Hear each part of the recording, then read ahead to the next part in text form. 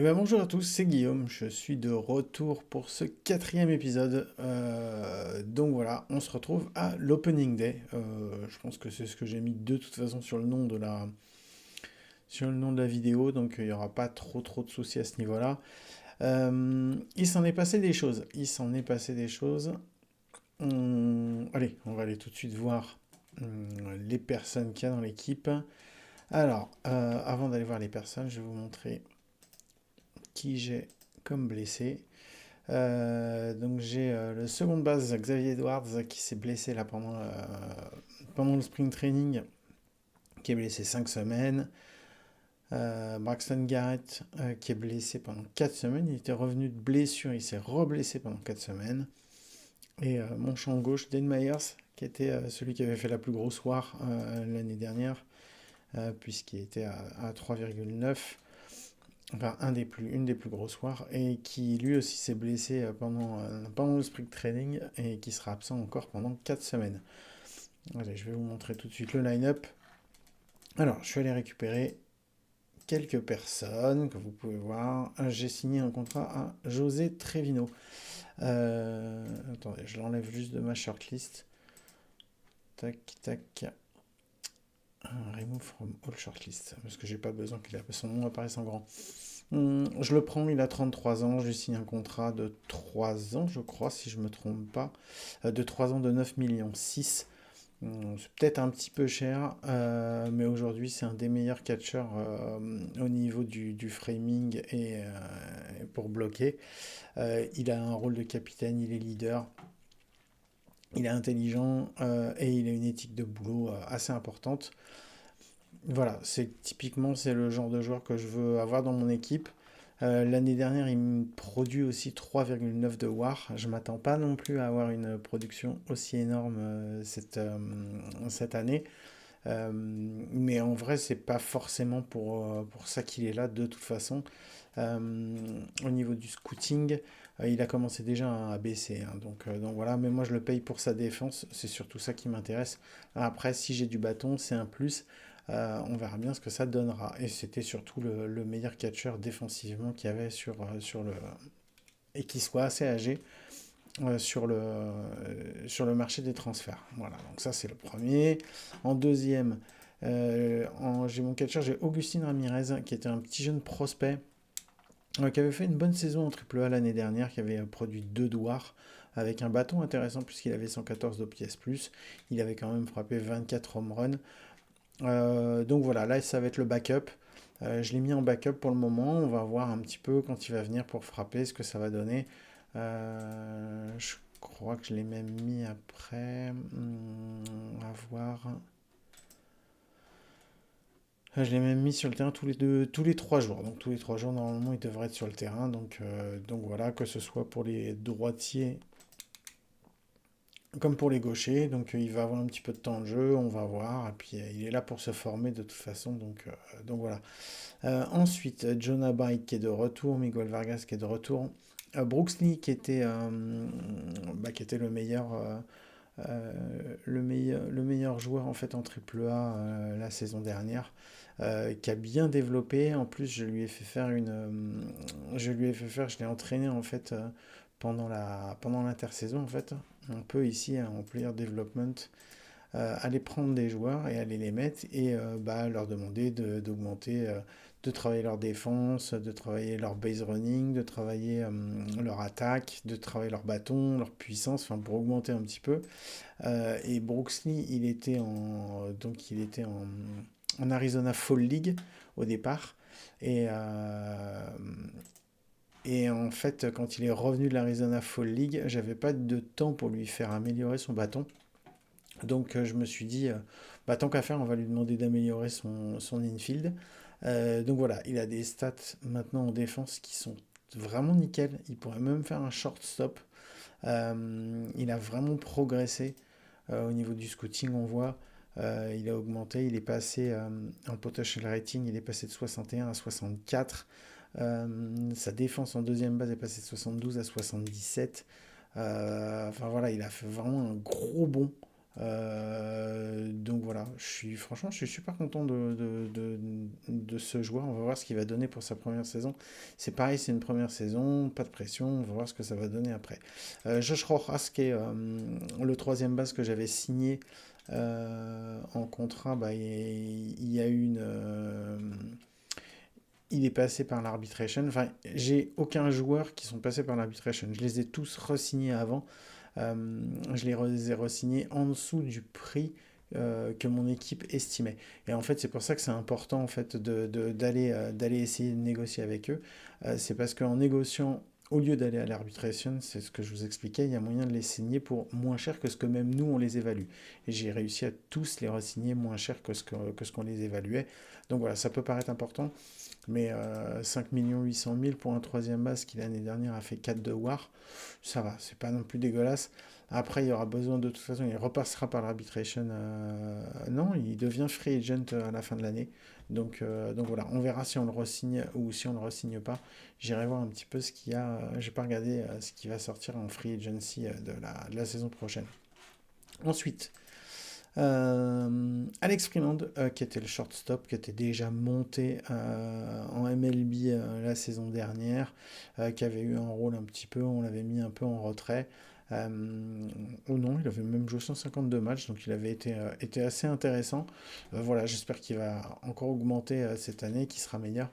Il a un potentiel, on le voit qu'il aurait atteint son potentiel. J'ai essayé de l'entraîner. Il a encore possibilité de s'améliorer, je pense. Mais bon, ce qui est important, c'est sa défense. Et sa défense, la saison dernière, est-ce qu'on peut la voir? Hop, en Major League. Non, on va pas la voir. Career Field, si on va aller voir. L'année dernière, c'était 2,7 en zone rating. Donc voilà, c'est pareil. Pour moi, un shortstop, il est là pour défendre et c'est la chose la plus importante. C'est pour ça que je l'ai pris. Euh, Ensuite, en champ gauche, Alex Cole. Alex Cole qui nous avait amené quasiment un doigt l'année dernière, qui est capable de tenir un champ gauche, un champ droit et bon, un champ centre un peu dégueulasse, mais bon, il peut le tenir si vraiment il n'y a personne et que tout le monde est blessé. Au départ, il était là juste pour faire un peu le nombre, même s'il a des stats au bâton qui sont quand même pas mauvaises. Derek Hill, bah, c'est notre shortstop, 85, 78, 59, excellent shortstop. En plus, il est leader. Il pourrait tenir un super champ gauche. Il n'est pas formé en champ droit, mais je ne vais pas le faire parce que de toute façon, il n'a pas un bras vraiment énorme, même si je pense qu'il pourrait quand même tenir un bon champ droit. Et à côté de ça, même si ses stats au bâton, elles sont pas énormes, il ramène quand même 3 doigts avec sa défense. Et pour moi, catcher, shortstop et champ centre, c'est la colonne vertébrale de l'équipe en défense. Et c'est ces trois-là sur lesquels je mise pas forcément sur du bâton, mais je mise surtout sur de la défense bah, pour vraiment tenir l'équipe.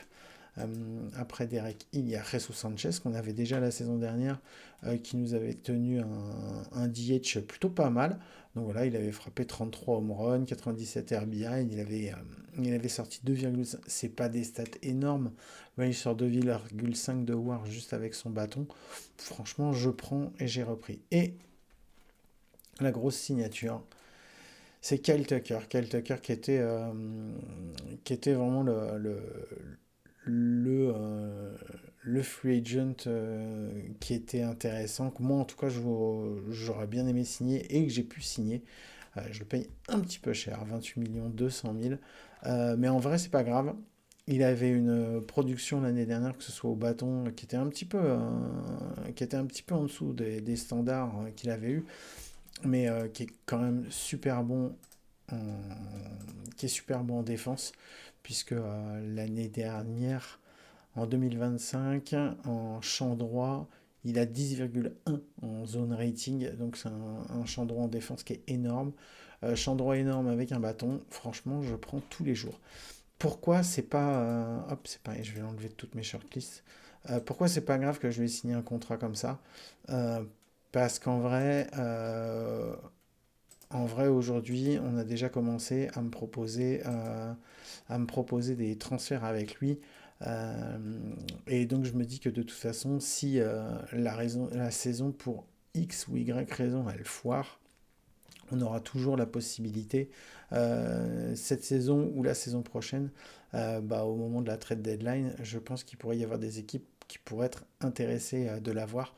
Donc on verra, ou même à l'intersaison, ça peut être une monnaie d'échange. Mais j'aimerais bien quand même qu'il reste, et puis ça me permettrait, cette équipe, elle est désignée, elle a fait l'année dernière quelque chose d'intéressant. Donc voilà, donc je vais attendre de voir. Je mise, j'aimerais bien arriver sur les 81, 81, voire qu'on passe au-dessus des 81. Je suis pas sûr qu'avec cet effectif, on arrive à faire on arrive encore à faire comment ça s'appelle, les playoffs. Mais bon, on verra bien. Au niveau du pitching staff, pas de gros changements. Sandy Alcantara qui est toujours là, Zebi Matthews qui avait été là, qui avait fait une saison plutôt intéressante la saison dernière et qui a encore augmenté au niveau du potentiel. Donc voilà, donc je le garde. Max Meyer qui avait fait une saison aussi très bien. Eury Perez qui était arrivé tard mais qui s'était bien repris. Donc voilà. Et Cal Cantril, en fait, sur la fin de saison, on m'a demandé s'il y avait possibilité de le re-signer. Je l'ai signé pour un peu moins de 3 millions pour 3 ans. Alors oui, il a 31 ans, mais c'est 3 millions. Et si à 3 millions, j'obtiens encore un dollar, un et demi, voire 0,5, et que ça me tient ainsi un cinquième spot, on va dire, dans la rotation, franchement, pour 3 millions, je prends. Après, en plus, c'est pas dit que si je dois le faire descendre avec 3 millions, si je dois le faire descendre en. C'est un an ou 2 ans? 3 ans que je l'ai signé? Non, 2 ans seulement. Je l'ai signé pour cette saison et la saison prochaine. Donc voilà, franchement, c'est pas non plus très cher pour un cinquième de rotation. Et au pire, si j'ai vraiment quelqu'un qui monte ou si je prends, je vais chercher quelqu'un d'autre, je pourrais toujours le faire descendre et il me fera starter en triple A et ça sera très bien. J'ai été signé, j'avais besoin d'aller signer des joueurs avec un petit peu pour avoir un petit peu un meilleur bullpen. Donc j'ai été signé pour un an Alexis Diaz, que je paye 1 300 000, qui a des stats plutôt intéressantes. L'année dernière qui a été pas mauvais, donc voilà, 2,44 en ERA, 3,57 en FIP. Moi ça me branche bien, donc voilà, j'ai été le prendre, 10 K un peu plus de 10 K par 9 et 3 BB par 9. Donc voilà, j'ai pris. Phil Maton aussi, qui a eu des stats aussi intéressantes la saison dernière. 4 en K, 4 BB par contre, bon bah bof. Mais j'avais besoin de m'améliorer, j'avais pas grand chose, on arrivait sur la fin sur la fin de la off-season et je voyais pas d'autres mecs que je pouvais prendre, donc voilà, c'est eux que j'ai été chercher. Anthony Veneziano, je crois qu'il avait déjà lancé pour nous la saison dernière. Il n'avait pas été excellent, donc voilà. Après, j'ai dû composer encore. Voilà, j'en avais certains avec qui on s'était plutôt presque arrangé. Et finalement, au dernier moment, ils m'ont planté. Donc voilà, et après, il n'y avait pas grand-chose. Ou alors des mecs vraiment très chers qui restaient sur la liste. Donc voilà, je me suis arrangé un petit peu comme je pouvais. Au niveau du budget, mon budget c'est 200 millions. La saison dernière, si je ne me trompe pas, on était à 172. Donc là, ils m'ont augmenté jusqu'à 200 millions. On va voir ce que ça va donner. J'ai augmenté le prix des billets. On a déjà augmenté de 10% les season tickets. On a une attendance per game projetée à 29 000 et un revenu per game projeté à 1 million. Donc voilà, ça franchement, si j'arrive à faire ça, c'est cool. J'ai encore 23 millions, presque 24 millions de available pour pouvoir aller chercher un autre joueur. Tiens, d'ailleurs, je vais aller voir après si je peux pas aller récupérer. Parce que là, j'ai quelques petits problèmes des personnes avec qui je vais jouer à cause des blessés. Donc, je vais aller voir si je fais monter de mon équipe AAA ou pas. Donc voilà, donc j'ai augmenté mon scouting budget, il est passé à 20 millions. J'ai augmenté mon development budget, il est passé à 30 millions. Parce que, enfin voilà, je suis pas une grosse équipe, je vais pas pouvoir aller prendre tous les free agents de la Terre. Et là, je me suis déjà bien mis pour les saisons à venir. Je pourrais pas prendre grand-chose de plus. Donc, on va essayer de rester comme ça. On essaiera s'il faut de vendre des joueurs qui sont bons, si on a besoin, si on a des petits jeunes qui montent. Donc voilà.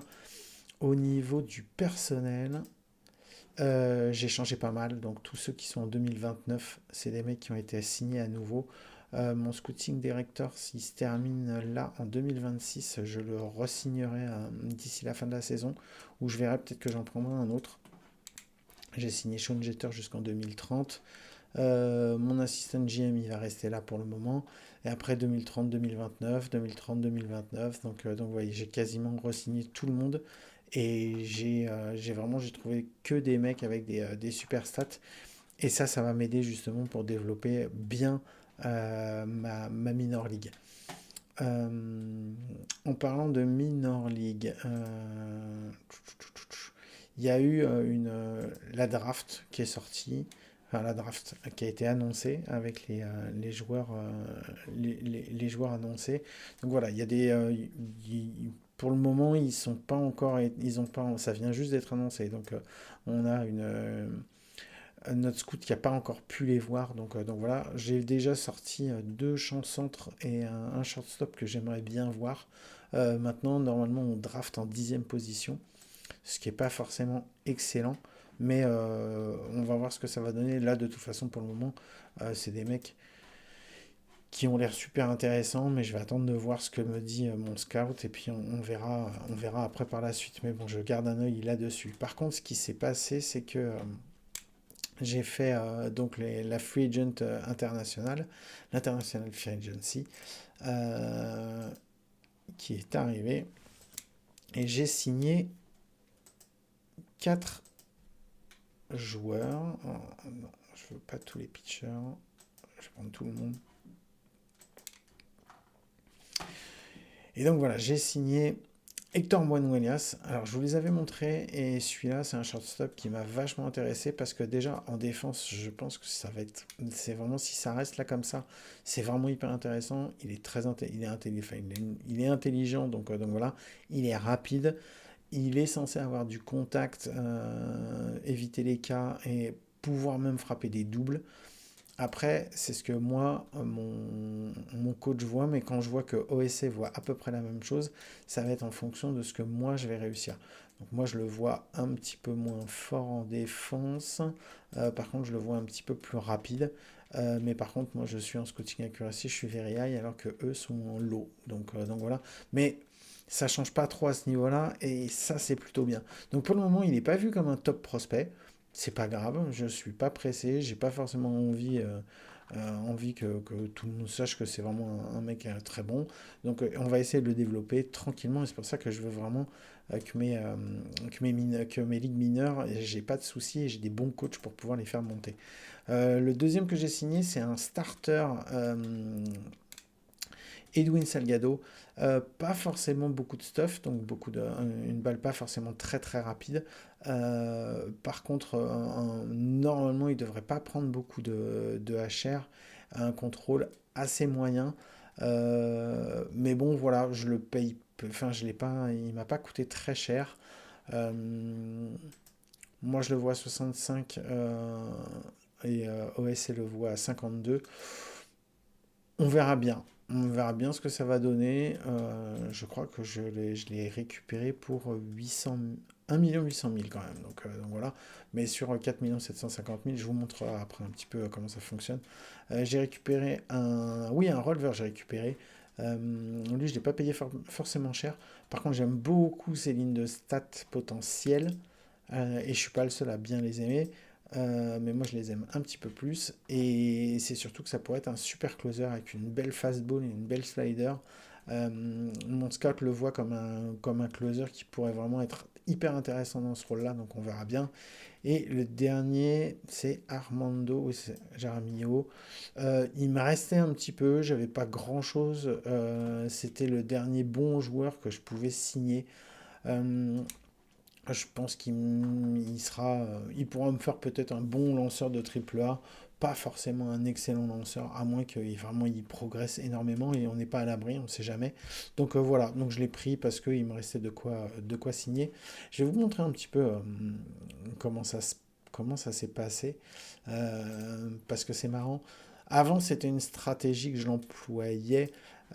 J'avais tendance en fait à prendre le meilleur joueur. celui qui avait le plus gros potentiel, qui m'intéressait le plus, et de signer au maximum, c'est-à-dire d'être le premier à proposer les 4 750 000, puisque généralement, à moins qu'on se soit arrangé avec d'autres équipes pour signer en fait des bonus contre des joueurs en tradant pour avoir un petit peu plus de mailles, de brousouf pour signer en international amateur free agency. Sinon, tout le monde a le même budget. Et en fait, là, par exemple, le meilleur joueur, c'était celui-là. Celui qui était proposé le plus haut, qui était à 80, c'était Matos. Euh, Matos, il était vu comme un champ-centre. Avec ses stats, moi, je le vois pas champ-centre, je le vois champ-gauche et encore pas un très bon champ-gauche. Par contre, si ça se développe, ses stats au bâton, elles sont énormes, quoi. Et donc, OS, elle voit très haut. Moi, je le vois très haut. Donc voilà. Ouais, c'est clair, c'est intéressant. Moi, ça va faire J'aime bien qu'il y ait quand même un petit peu plus de défense. Après, je pense que voilà, s'il se développe comme il faut, ça fera un super bon DH et un DH. Mais par contre, voilà, Boston, ils lui ont proposé, ils ont pris un seul joueur. Moi, j'en ai pris quatre. Voilà, est-ce que c'est moi qui vais avoir raison? Est-ce que c'est pas moi qui vais avoir raison? Moi, celui qui me plaisait le plus, j'ai mis les deux qui me plaisaient le plus au début. C'était Banuelas et Gonzalez, donc le shortstop est celui qui va devenir closer. Lui, parce qu'il coûtait pas si cher que ça par rapport à ce qu'il peut être, à ce qu'il peut développer. Et lui, parce que de tous les joueurs que j'avais vus, entre le bâton, en faisant le ratio entre le bâton et la défense, bah, c'est celui qui me plaisait le plus, quoi. Et avoir un bon shortstop avec un bâton, c'est quand même pas donné, et ça peut être vachement intéressant.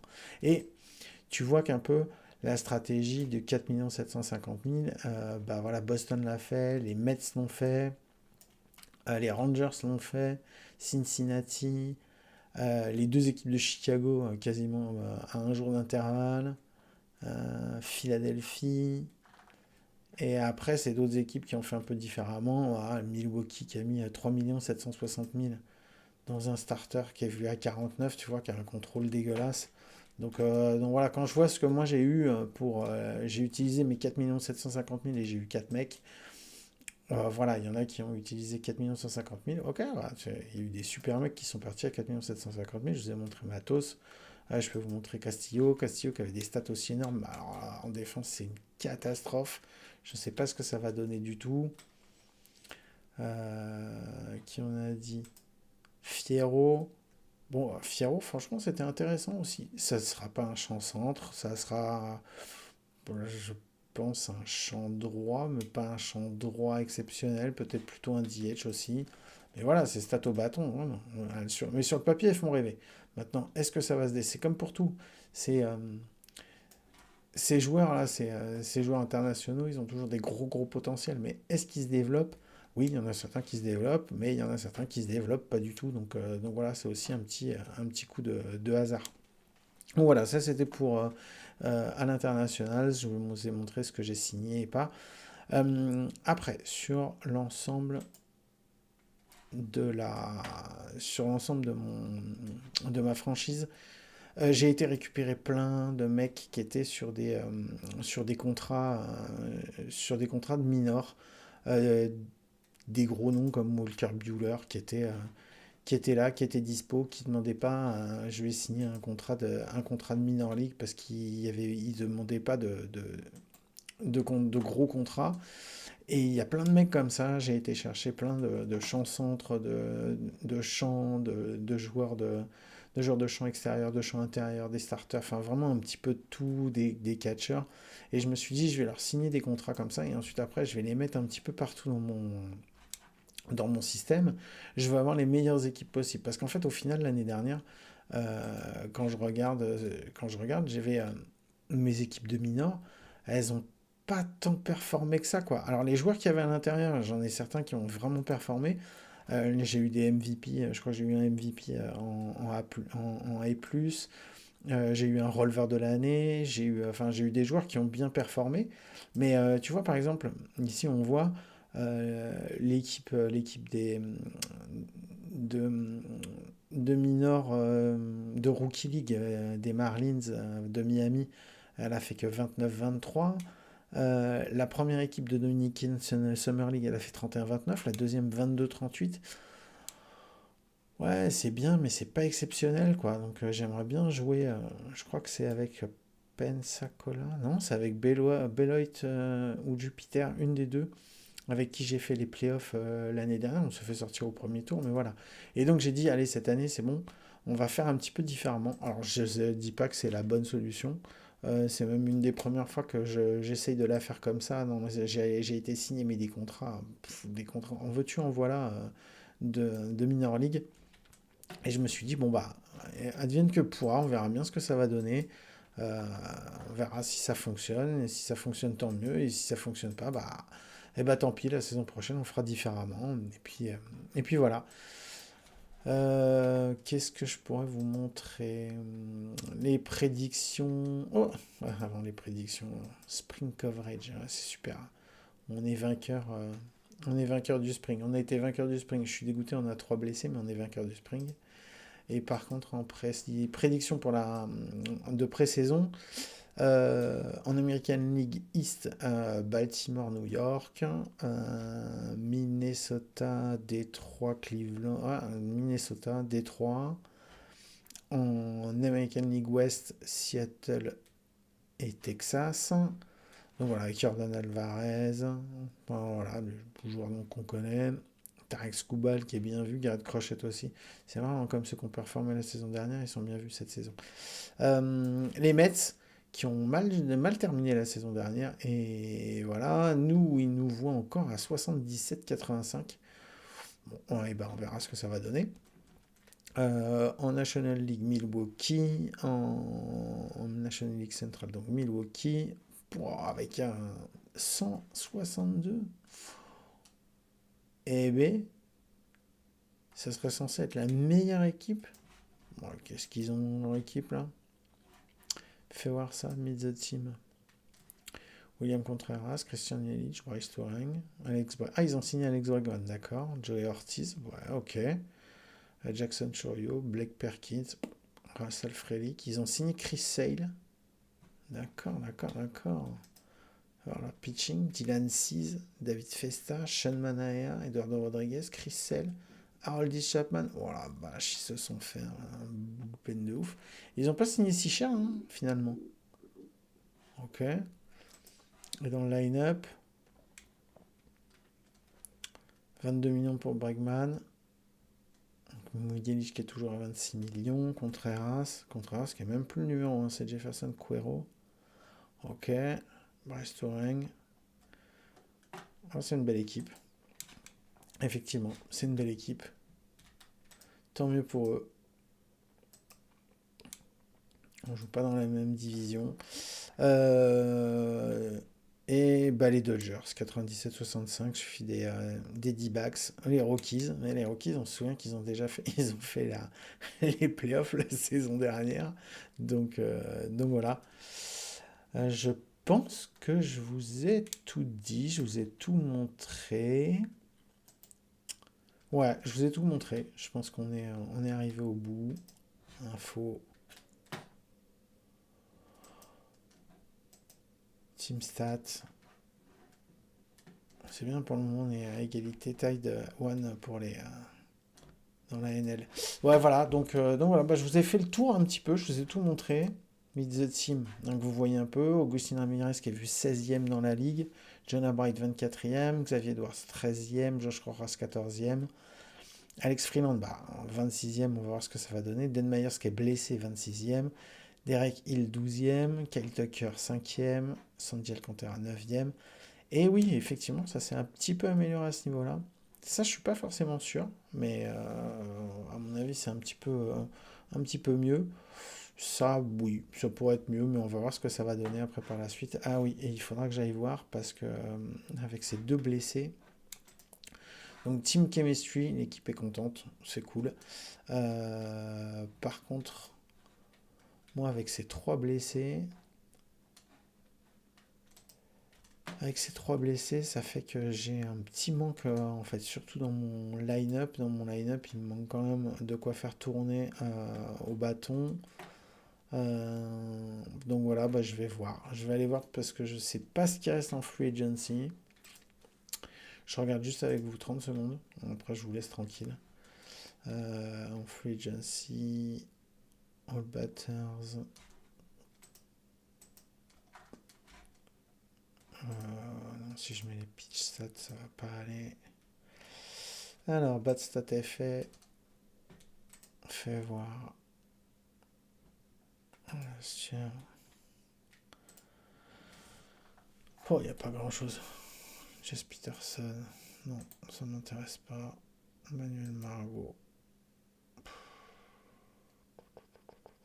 Non, ça ne m'intéresse pas. Ouais. Ouais. Je vais peut-être être obligé d'aller voir et de faire monter des jours à moi. Allez, en pitcher. Allez, attends. Hop.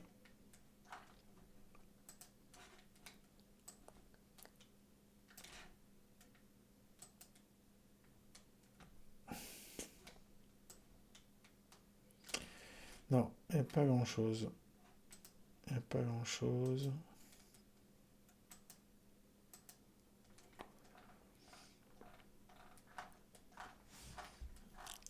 Avec des wars un peu dégueulasses. Ah non. Danny Johnson, je ne sais pas. Peut-être Michael Taylor. Il est pas cher. Il a une bonne défense. Il peut tenir les 3. Ça peut être intéressant. Mais au niveau du bâton, je sais pas ce que ça va donner. Il demande pas grand-chose en plus. Non. Et en infield. Bon, je vais voir. Ah, Paul de Jong. Paul de Jong, j'avais bien aimé la saison qu'il avait fait l'année dernière. C'était pas mal. Au pire, si je le paye pas cher, et ça pourrait toujours me tenir Gleyber Torres. Fais voir. Je suis pas un fan de Gleyber Torres, mais bon.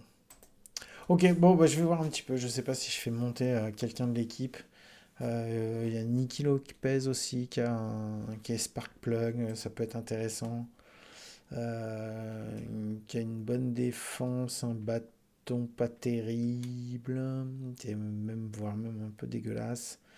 Et l'année dernière, il n'a pas beaucoup joué. Bon, voilà, je vous ai montré un petit peu, je vous ai expliqué. Je vais vous laisser là.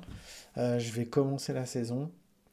N'hésitez pas à me donner des retours pour me dire si ça vous va toujours, si vous voulez en savoir plus, si vous voulez en savoir moins, si vous voulez que je m'arrête un petit peu plus souvent dans la saison. Donc voilà, ce qui peut vous intéresser en plus, échanger avec moi, ça me permettra d'améliorer un peu s'il y a des choses à améliorer. Il y a sûrement des choses à améliorer. Voilà, en tout cas, bah, je vous remercie d'avoir été jusqu'au bout si ça a été le cas. Et puis bah voilà, je vous fais des bisous et je vous dis à la prochaine. Allez, ciao.